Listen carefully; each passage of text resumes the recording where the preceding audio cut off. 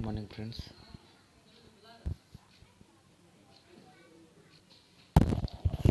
Last lecture में हमने history of drama देखा था,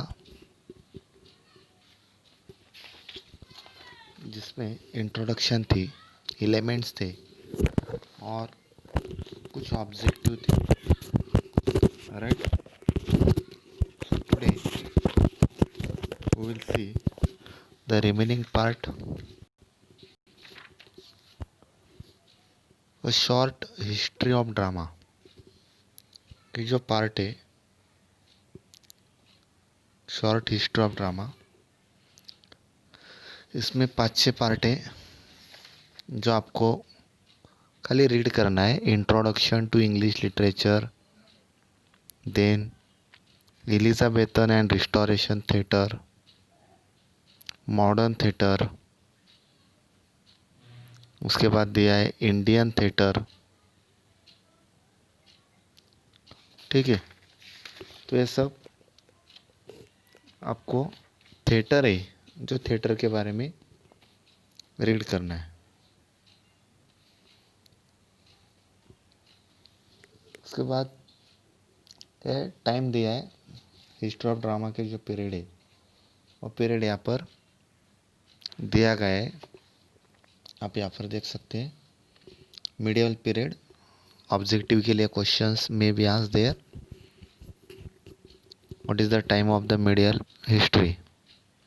अगर मध्ययुगीन इतिहास आपको पूछा जाता है तो वो था अपना since 11th century to 15th century, okay, in the reign of Henry 6। और उनके जो टाइप्स थे उस वक्त के plays, it's a didactic plays, mystery plays, miracle plays, ये सब प्लेस थे। और क्लासिकल जो प्लेस थे वो यहाँ पर है Robin Hood by Howard Prior. Then renaissance period from 16th century 1600 to 1700, 17th century, in the region of Elizabeth I and James I. And at that time it's published the tragicomedy, melancholy and revenge plays। और बाकी जो एक example दिया है जो important है, classic place, उसका हमें एग्जाम्पल भी है। A midsummer night's dream एक बेस्ट एग्जाम्पल है। आप क्लासिकल प्ले, वो प्ले हमें देखना है। उसके बाद ये रिस्टोरेशन पीरियड, यहाँ पर पीरियड दिया है 1600 onwards, in the period of reign Charles second. Heroic drama, pathetic drama and restoration comedy, यहाँ पर उनके बेस्ट एग्जाम्पल है all for love, it's a tragedy by John Dryden. The way of the world comedy है William Congreve. उसके बाद है Victorian period 1837 से लेकर 1901, 19th सेंचुरी तक। All types of plays were perform, और इस विक्टोरियन पीरियड में सभी प्रकार के ड्रामा, सभी प्रकार के प्लेज यहाँ पर प्लेड हुए, उसका इम्पोर्टेंस दिया है। उसके बाद मॉडर्न पीरियड है 1901 से लेकर 1945 तक। इसमें अलग अलग प्लेज आए, stream of consciousness, absurd plays, poetic drama and radio drama. Then post modern era 1945 to 2000, almost all types of dramas were perform. Kitchen sink drama, ये नया प्रकार यहाँ पर आया हुआ है। सो दस the history of the novel of the drama is, इस प्रकार से यहाँ पर ड्रामा डेवलप हुआ है। सो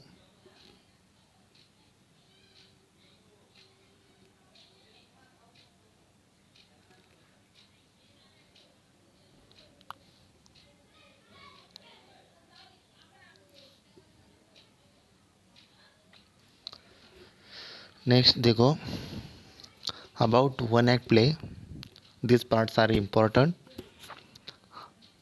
See some important information here.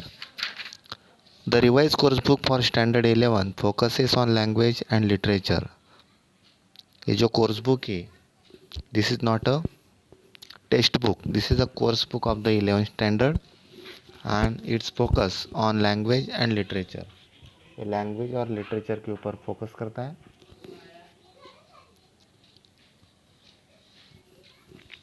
Students should be able to enjoy, appreciate and digest the various forms of literature. यहाँ पर आपको एबल बनना है to enjoy and appreciate and digest the various forms of literature. जो अलग अलग literature है वो आपको एबल बनना है. Literature provides a gateway to express emotions. This is a paradigm shift from studying general extracts of literature to understanding a specific genre of literature. With this intention, a one-act play as a genre has been selected for close study to 11th standard. So the purpose behind this one-act play is given here by the English Writer Committee. One-act play is not exactly a shortened play. One act play यहाँ पर कोई short play नहीं रहता है. It is a complete story that has to be perform on stage in stipulated time. और यहाँ पर भी परफॉर्म ही किया जाता है और उसमें भी टाइम ही लगता है, a specific time. It has its own features and characteristics. One act play के लिए उनका खुद का फीचर्स है और कैरेक्टरिस्टिक्स रहती है. The action is confirm to be a single place and the number of characters is limited. और इसमें जो कैरेक्टर रहते हैं वो भी लिमिटेड रहते हैं और जो एक्शन रहती है it only take place a single place. Simplicity of design and quick effect are its feature. Now one act plays special features are simplicity of design. इसकी जो डिज़ाइन की सिंप्लिसिटी है एंड क्विक इफेक्ट, और जो effect रहता है, ये दो फीचर्स बहुत ही इफेक्टिव है. The prescribe one act play will help the learners to understand the following features. और जो दिए गए one act play it will be helpful to you to understand the following features.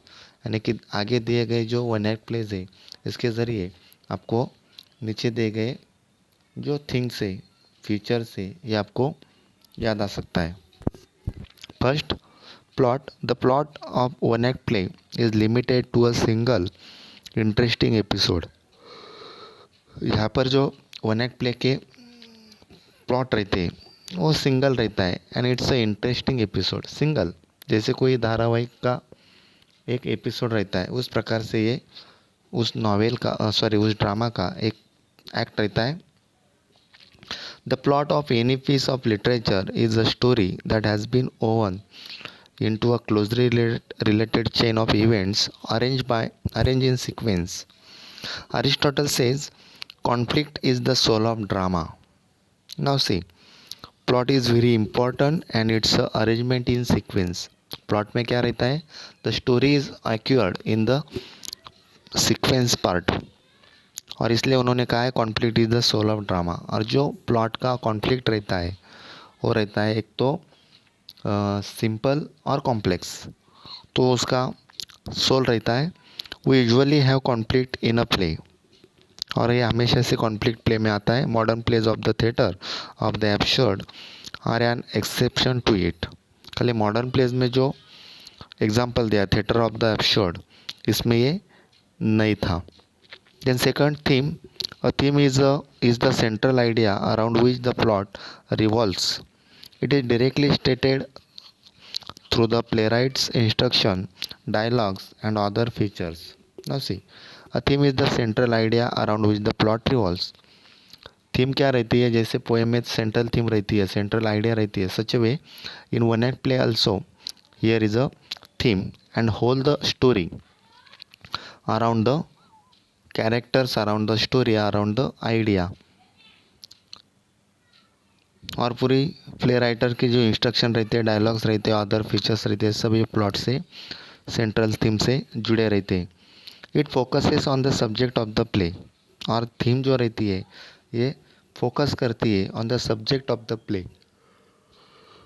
आपका प्ले कौन से टॉपिक पर लिया गया, कौन से कंटेंट पर लिया गया, कौन से आइडिया पर लिया गया, वो सब उसके ऊपर फोकस करते हैं। इट कैन बी इम्प्लिसिट और एक्सप्लिसिट। एक तो इम्प्लिसिट करती है, नहीं तो एक्सप्लिसिट करती है। There can be a number of sub themes that portray human life. The theme helps to convey the message of the play right. और यहाँ पर जो मैसेज है वो मैसेज वहाँ पर प्ले राइट के ज़रिए आपको थीम के ज़रिए दिया जाता है। देन सेटिंग और location is a place where the story take place. अभी सेटिंग क्या रहता है? Setting is related with the word is suitable, that is location. Location हमें पता है, location is a place where the story take place. कौन से परिसर में, कौन से एरिया में, कौन से गांव में वो सिचुएशन दी हुई है या वो स्टोरी दिखाई दी है, तो वो रहता है setting. Drama is meant for stage performance. ड्रामे में वो स्टेज परफॉर्मेंस करते हैं। द लोकेशन और setting is revealed through effective use of a variety of props. लेकिन स्टेज पर उस प्रकार की जो इफेक्टिव वैरायटी है वो वहाँ पर रिवील्ड की जाती है, दिखाई जाती है। तो उस हिसाब से वहाँ पर सेटिंग रहती है। The unity of time, place and action has to be taken in to consideration while setting the stage. And at the time of preparing setting the stage, the unity of time, place and action, जो time रहता है, समय रहता है, कौन से समय पर क्या हुआ है, कौन से समय पर कहाँ पर हुआ है, क्या एक्शन हुई है, all these things are considered at the time of setting the stage. The proper use of setting और props help the play to be impactful. अगर सेटिंग प्रॉपर रहती है तो it will be impactful play. तो ये परिणामकारक impact होता है, अच्छा होता है। See what is language? We all know that the pen is mightier than the sword. Likewise, words are the weapons of a writer. हमें सभी को पता है pen is mightier than the sword. Pen सबसे होशियार है दैन स्वॉर्ड से, सैनिक से। लाइकवाइज इसी तरह words are the weapons of a writer. और जो वर्ड रहते, शब्द रहते, वो राइटर के शस्त्र रहते। There is another language too. वहाँ पर एक दूसरी लैंग्वेज भी है, यानी कि जो राइटर की है, लिटररी है। Have you enjoyed films of Charlie Chaplin? Charlie Chaplin की अपनी फिल्म एंजॉय की होगी। Who uses non-verbal communication very effectively through his body, and we all know that they had the conversation communication between both of them, and that is body language, and it's very effectively. It conveys emotions and underlying meanings profoundly. One act play has a profound effect due to its brevity of words. If the dialogues are witty, pungent, and concise, they add to the overall impact of the play. Example दिया है, Shakespeare's Hamlet says to be or not to be. The dialogue of the play right use techniques like projection, articulation and praising for effective communication. Now see, here are the information for the effective plays. किस प्रकार से वहाँ पर overall impact play के ऊपर डालता है। तो अलग अलग प्रकार के वर्ड यूज़ करता है, अलग अलग प्रकार की टेक्निक यूज़ करता है। प्रोजेक्शन वर्ड यूज़ करता है, आर्टिकुलेशन वर्ड यूज़ करता है, प्रेज यूज़ करता है, just only for the effective communication as well as the effect of the play. Play के ऊपर इफेक्ट दिखना चाहिए या वहाँ पर जो कम्युनिकेशन है वो इफेक्टिव होना चाहिए, इसलिए वो राइटर अलग अलग प्रकार के आइडिया यूज़ करते हैं। Poetic devices and figures of speech like imagery, symbolism, personification and humour embedded in wit, pun, irony, and paradox make the dialogues extremely powerful and in a one act play. So these figures of speech fully used by the dramatist as well as by the playwriter. The tone of the dialogue can be comic, ironic, light, playful, sad, serious, sinister, solemn, somber, threatening etcetera. लेकिन writer का जो dialogue रहता है वो अलग अलग प्रकार का रहता है। कॉमिक टोन में रहता है, आर्निक रहता है, लाइटली रहता है, प्लेफुल रहता है, सैड, सीरियस। तो इस प्रकार की वो सब डायलॉग दिए रहते हैं। तो ये हुआ language. And last important characteristic of one act play, that is theatre character. There are a limited number of characters in one act plays. Character जो वन एक्ट प्ले में रहते हैं वो लिमिटेड कैरेक्टर्स रहते हैं। There are two types of characters, main and supporting. Main character रहते और supportive character रहते। लेकिन अगर पूरा ड्रामा देखा आपने तो ड्रामा में बहुत सारे कैरेक्टर्स रहते। E M Forster in his aspects of novel divides character in to types. E M Forster ने उनके एस्पेक्ट्स ऑफ नॉवेल का जो राइटिंग किया है उसमें कैरेक्टर्स के प्रकार डिवाइड किए इन टू टाइप्स, दो प्रकार से। Round character, the one that develops through the experiences and evolves as a dynamic persona. तो ये राउंड कैरेक्टर दिया है, that the one of develops through the experiences, जो वहाँ पर एक्सपीरियंस के ज़रिए डेवलप होते। एंड डायनेमिक पर्सोना, वो वहाँ पर पर्सनल कैरेक्टर रहते। And a flat character is one who remains the same throughout the story, जो स्टोरी के साथ वहाँ पर जुड़े हुए रहते। Flat character are also known as caricatures, यानी कि ये अमेरिकन वर्ड है कैरिकेचर्स, वो आगे लेकर जाने वाला। And recognise only through the characteristics. The story revolves around the main character or characters who face a dilemma or conflict. और स्टोरी उसी व्यक्ति के साथ या व्यक्तियों के साथ जुड़ी रहती है जो वहाँ पर कॉन्फ्लिक्ट में फेस कर रही है। So some are the features here of the one act play. Has one or more scenes, यहाँ पर एक नहीं तो दूसरे बहुत सारे सीन्स रहते हैं। Is concise in manner, manner में कंसाइज रहता है। Has a single dominant theme which produces singular effect, और वहाँ पर जो थीम रहती है वो खाली सिंगल रहती है। Traits problem of everyday life, everyday life के जो ट्रेड्स रहते हैं, प्रॉब्लम्स रहते हैं, वो वहाँ पर दिखाए जाते हैं। Has a beginning, a middle and an end, the stages are as follows. वहाँ पर सब शुरुआत दी रहती है, मिडल दिया रहता है और एंड भी दिखाया जाता है।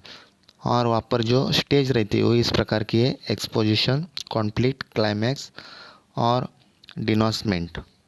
उसके बाद इम्पोर्टेंट है gives introduction of stage direction. Introduction में स्टेज डायरेक्शन दी जाती है। क्रिएट्स मूड और एटमॉस्फेयर, एटमॉस्फेयर क्रिएट किया जाता है, मूड क्रिएट किया जाता है। एज वन एक्ट प्ले को unity of time, place and action रहती है। Has simplicity of plot, concentration of action and unity of impression. Has limited characters, presents a question answer of which are eagerly awaited by the audience। और यहाँ पर जो questions answer रहते हैं जो लोगों में, ऑडियंस में ईगर रहते हैं, वो वहाँ पर अवेट किए जाते हैं। तो उसके बाद में यहाँ पर क्रिएटिविटी दी है जिसके आधार पर आपको सब एक्टिविटी राइट करनी है और इसके ऊपर सब आपको ऑब्जेक्टिव टाइप क्वेश्चंस आने वाले। So you should be complete the objective type test. जैसे कि यहाँ पर फर्स्ट एक्टिविटी दी है, देखो, name any 4 periods of history of British drama, then list the 4 elements of drama. So this question will be asked in question number 5A in your final examination. So these objective type questions you must be finish, and after then we shall start the rising of the moon। ये जो one act play हम यहाँ पर start करेंगे। It's very comic और सुनने के लिए स्टोरी भी बहुत मस्त है। ये हम नेक्स्ट लेक्चर में फिनिश करेंगे। Okay, now today we will stop here and next lecture we will continue 4.2।